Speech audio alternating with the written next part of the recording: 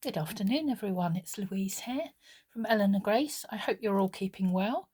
I did a lovely workshop yesterday in person, the first one that I've done for over a year, and that was in Wiltshire in the UK in the Court Street Gallery, and it was absolutely lovely, and we had such a nice time. We probably won't have a visit from Ella today.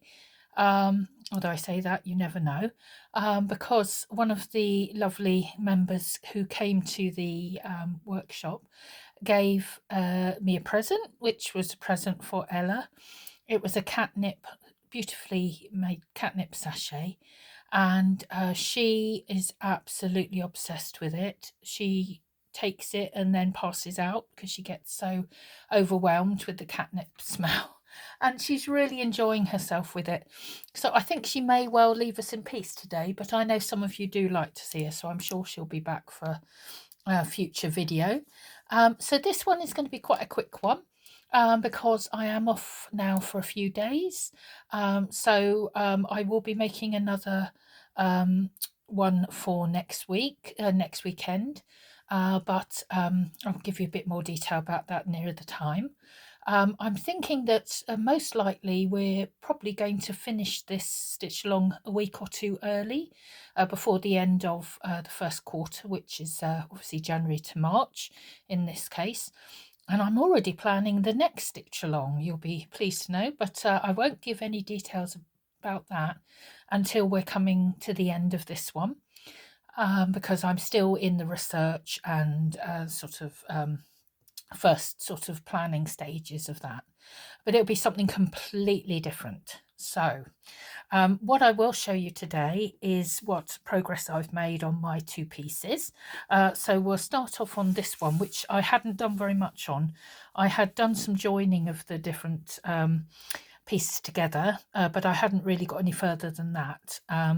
What I have done, as you can see here, is I've used the pattern on this piece. Now, it doesn't come up very well in terms of colouring. This is actually quite a nice sort of soft lime green. And I've done a bit of stitching in different shades, mainly just using very simple chain stitch, some French knots, and then a bit of seed stitch sort of used in a following the pattern of the piece, which you can see some of the design there as well. And I'll finish that bit off in the same sort of way. So I thought I'd just do something different rather than doing a stem and doing stem stitch. And I thought I'll just sort of show that there is, there is that idea of a sort of stalk or a stem, but without doing it in a formal sort of way. And then the other bit I have done is this piece here. Now, this is a beautiful bit of lace. And I didn't want to spoil it. So I decided just to keep it in place, as you can see probably here, with some French knots, one in the middle, one on each edge at least, and then a group of 3 in the corner. And if you weren't to know, you probably would think these stitches are part of the actual design, and I really like that. That's what I was looking for with this piece. And I've got some really lovely bold pieces here to work on. And I've got an idea what I'm going to do here. It was a stitch that I think I will do a video on this later, or in the next week or two. And it is this stitch here, which I've done in a few places. It's called raised cup stitch, and it is meant to sort of almost look like a circle. It doesn't get quite that way because you start off with a triangle, which is what I was thinking here. But this is, I really like this stitch, and I think it will go really well on here. And as you can see from the pattern, not all of them are filled in, so I'm not looking to absolutely fill it. What I will probably do is fill some of these coloured stitches and fill some of the grey ones as well. Although it's a grey blue, it doesn't exactly go with the colour scheme of that I've got. So I will probably try and cover some of these grey ones more than I will the sort of ones that have been picked out already. But that's my idea for here. So I thought I might do a little video on raised cup stitch, and I thought I might do a video on this as well. So this is the stitch I talked about a little while ago, which was my version of I don't know if it has a name because I just sort of made it up as I went along. it was my version of a chain stitch, but sort of extended. So it has a stitch in all four corners. Very simple. It literally makes up as you would imagine. So I've enjoyed trying out some of these circular stitches, which I showed you in a previous week. But yeah, this raised cup stitch I think is lovely, and I think it will fit this really nicely. For this piece here, I'm thinking of doing some couching, and I wonder if you may be interested in a series on couching and different types of couching. I've got some ideas for this, which I won't go into just yet because I'm going to try them out and see if it works. So let me know. Do let me know in the comments.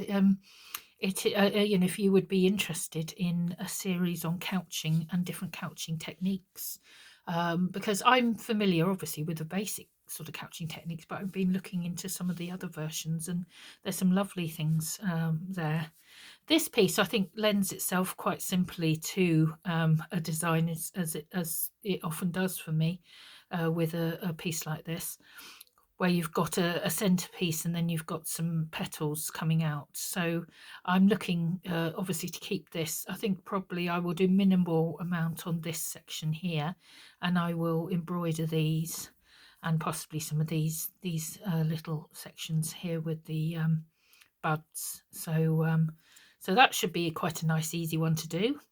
And as I'm away and I've got a few days off, I may have some time from stitching. I hope I do.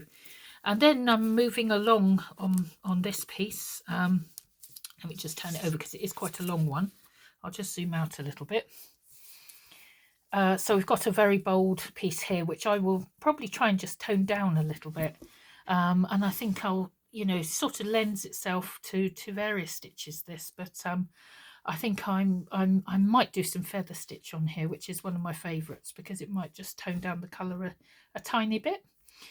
And this one again, sort of having a look at, and this one here, having a look at the fabric choices. They probably sort of lend themselves to certain stitches, don't they? French or colonial knots, maybe some little chain stitches, or maybe find something else. So I'm going to have a think about those ones and try and move this piece along a bit more, because there's a lot more to do on this than there is the other one. And then here again, I've got a lovely piece of lace, and again, I don't want to spoil the beauty of the lace itself. I'm not keen to add too much to it. I was watching a video of the other day of Jennifer Clouston, who some of you might know. She's a well-known embroiderer, and she was talking sort of what I sort of think about buttons. I don't want to add too many sort of lumpy things to my piece. I know quite often in snippet rolls you do add buttons and things like that, but she was sort of she put into words how I sort of feel about buttons. I do love them, especially vintage buttons and small buttons. Yes, I do use those a bit, but a button quite often sort of dominates a piece, and you can lose some of the beauty of the piece you're working on if you sort of over rely on buttons. I think the wording she used was, "I'm scared of buttons," and I think it was just, as she was saying, it can overwhelm a piece, and you can lose sort of sight of some of the beautiful stitching. But I do use buttons, and I have used buttons in the past. I may use some little ones along here somewhere, but I might even do some beading as well. This I'm going to keep very simple again because it's a beautiful piece of lace. So as I said, I might just do what I've done on the other one and just keep it simple. Maybe do some colonial knots rather than French knots. I do rely on French knots quite a lot, but it's nice to keep those other types available as well. So I might just keep that in place with a few strategically placed knots. And then moving along, again, got lots of different fabrics, lots of different things I could bring on this. I do love this. I love this colour, and I love this fabric, and also this one here. It's just beautiful piece of batik. So there's all sorts of things I could do on here. Some of these places, they're quite plain, and some have got a very distinct pattern. So this to me, obviously, with the lines, you either could go with that or you could go completely against it and create something completely different. It does look a bit like a beachside sort of scene to me, so perhaps I'll do some sort of wispy sort of reeds or something like that, as something different. So yeah, this week I'm hoping to get some bits done on here, and this one is certainly on its way now. I feel like I've left it a little bit, and the other one has taken precedence. So I will show you the other one. Obviously I haven't got any further really on this one because I've been working on the other one. So this was my sort of looking at it really from that way, but this was my first piece, which I really love, and that came out well, and I like all my circles.